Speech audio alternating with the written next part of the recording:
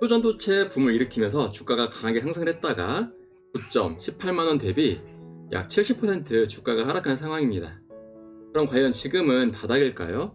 지금 보시면 EPS 값이 2021년을 기점으로 계속 하락하는 것을 볼 수 있습니다. 2024년에는 마이너스를 기록하고 있는데 이렇게 EPS가 계속 감소하는 기업은 아주 위험합니다.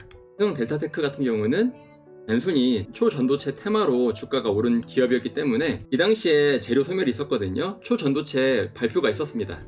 발표 직후 주가가 급락하는 중인데 여전히 더 하락할 수 있는 구간이 많이 남았다고 봅니다. 그 외에도 다른 종목들을 보면은 주가가 오르는 기업들은 이렇게 EPS가 강하게 상승을 합니다. 최근 강하게 주가가 올랐던 테크윙을 보시면 테크윙 EPS가 아주 기하급수적으로 오르는 것을 알 수가 있죠.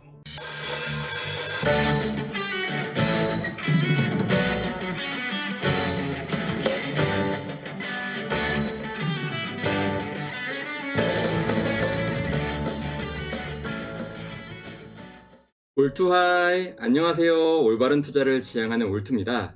오늘의 주제는 언론에 휘둘리지 않는 법입니다. 많은 투자자분들이 언론에서 추천하는 종목들을 매수하고서 매수 직후 급락하는 경험을 많이 해보셨을 텐데요. 이러면 항상 나오는 말들이 언론에 당했다, 뉴스에 당했다 라고 말들을 하십니다. 그래서 오늘은 올바르고 안전한 투자를 위해 언론에 휘둘리지 않는 법에 대해서 말씀을 드리려고 합니다. 일반적으로 인터넷 뉴스를 검색해보면 다양한 종목들을 추천을 해주죠. 기업 종목 분석 해가지고 다양한 종목들을 추천을 해주는데 어떤 주식은 사자마자 오르는 경우도 있고 어떤 주식은 사자마자 급락하는 경우도 있죠. 그러면 어떤 주식을 매수해야 좀 더 안정적으로 투자할 수 있느냐? 우선 기업 종목 분석에 들어가 보면 다양한 종목들이 있습니다. 요즘 SK하이닉스가 많이 오르니까 SK하이닉스에 대해서 많은 이야기가 나오고 있는데 잘 나가는 중국 증시, 야금야금 주가가 오르더니 벌써 40% 불기둥, 개미들 환호. 자, 이 기업을 한번 보겠습니다. 이 기업은 바로 인바디네요. 검색을 해보니까 인바디를 추천하는 글인 것 알 수 있습니다. 10월 3일자 오전 7시 처음 작성이 됐고요. 이렇게 글을 읽어보면 대부분 아주 좋은 내용들만 가득합니다. 그러면 여기서 추천하는 종목들이 과연 미래 성장성이 정말로 좋으냐? 이것을 투자자 스스로 확인을 해봐야 합니다. 수많은 애널리스트들이 모여서 각자 기업 분석한 것을 평균낸 값이 있습니다. 이것을 컨센서스라고 하는데요. 애널리스트들이 모여서 협의 도출한 결과값이라고 하겠습니다. 이 컨센서스는 한 명이 아니라 여러 증권사 애널리스트들이 모여서 만들었기 때문에 꽤 신빙성이 높습니다. 만약 언론에서 어떤 종목을 매수를 추천한다면 반드시 이 종목의 컨센서스를 확인하는 습관을 들이셔야 합니다. 여러분이 많이 사용하는 키움증권 재무차트를 보시면 0604 재무차트라는 것이 있습니다. 이 재무차트에서는 미래 컨센서스 값을 이렇게 차트로 표현을 해줍니다. 검색하는 방법은 차트를 누르시고 재무차트를 누르시면 이렇게 화면이 나오는데요. 아래에 다양한 재무를 표기할 수 있는데 특히 시장평가 지표에 있는 이 EPS를 반드시 확인하셔야 합니다. EPS가 꾸준히 증가하는 기업만이 주가가 강하게 오를 수가 있습니다. 그럼 아까 언론에서 추천했던 신성 델타테크 한번 보겠습니다. 신성 델타테크는 초전도체로 유명한 회사죠. 초전도체 붐을 일으키면서 주가가 강하게 상승을 했다가 고점 18만원 대비 약 70% 주가가 하락한 상황입니다. 그럼 과연 지금은 바닥일까요? 지금 보시면 EPS 값이 2021년을 기점으로 계속 하락하는 것을 볼 수 있습니다. 2024년에는 마이너스를 기록하고 있는데 이렇게 EPS가 계속 감소하는 기업은 아주 위험합니다. 삼성 델타테크 같은 경우는 단순히 초전도체 테마로 주가가 오른 기업이었기 때문에 이 당시에 재료 소멸이 있었거든요. 초전도체 발표가 있었습니다. 발표 직후 주가가 급락하는 중인데 여전히 더 하락할 수 있는 구간이 많이 남았다고 봅니다. 그 외에도 다른 종목들을 보면은 주가가 오르는 기업들은 이렇게 EPS가 강하게 상승을 합니다. 최근 강하게 주가가 올랐던 테크윙을 보시면 테크윙 EPS가 아주 기하급수적으로 오르는 것을 알 수가 있죠. 주가 역시 이에 화답해서 오르고 있습니다. 시장은 이렇게 미래의 성장성을 미리 반영을 합니다. 그래서 주가가 이렇게 오르는 것인데 미래의 성장성이 담보되지 않은 주식이라면 이렇게 주가가 오르다가 금방 하락할 수 있습니다. 다른 종목을 또 보겠습니다. 기가비스 한번 볼까요? 기가비스. 기가비스 같은 경우는 2024년을 기점으로 미래의 성장성이 지금 나와 있지 않죠? 이렇게 미래 성장성이 나와 있지 않다는 얘기는 현재 애널리스트들이 이 기업에 대한 컨센서스를 도출하지 못하고 있다는 뜻입니다. 즉, 기업 분석을 포기했다는 뜻인데요. 이렇게 미래 성장성이 나와 있지 않은 이런 기업들은 웬만하면 매수를 하지 마시길 바랍니다. 전문가들이 기업 분석을 포기했다는 얘기는 그만큼 이 기업이 생각보다 훌륭하지 않은 기업일 수도 있다는 뜻입니다. 그러면 또 다른 기업을 보겠습니다. 낸드, 정공정, 요즘 반도체가 핫하기 때문에 이렇게 반도체 관련 기업들이 주가가 많이 올랐는데, 테스 보겠습니다. 테스도 최근에 주가가 많이 올랐는데요. 보시면 EPS가 꾸준히 상승하고 있는 것을 알 수 있죠. 이러한 성장성을 반영해서 주가가 오르고 있는 테스라고 할 수 있겠습니다. 유진테크도 마찬가지입니다. 25년 중반을 기점으로 해서 EPS가 꾸준히 상승하고 있습니다. 이것을 반영해서 유진테크도 역시 주가가 강하게 오르고 있고요. 해운 쪽을 한번 보겠습니다. 해운의 대장주 HMM이죠. HMM을 보시면 2022년 중반을 기점으로 해서 EPS가 급락을 하고 그 이후에 꾸준히 정체되어 있는 모습을 볼 수 있습니다. 26년, 27년에도 계속 정체되어 있는데 주가도 이를 선반영해서 계속 정체되고 있는 모습입니다. 차트상 저점을 다진다고 해서 이런 기업을 무턱대고 매수하는 것은 위험합니다.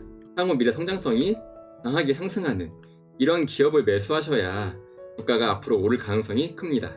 해운주에서 다른 종목을 또 살펴보면 대한해운도 보시면 과거엔 주가가 강하게 상승했고 당시에 EPS도 강하게 상승을 했죠.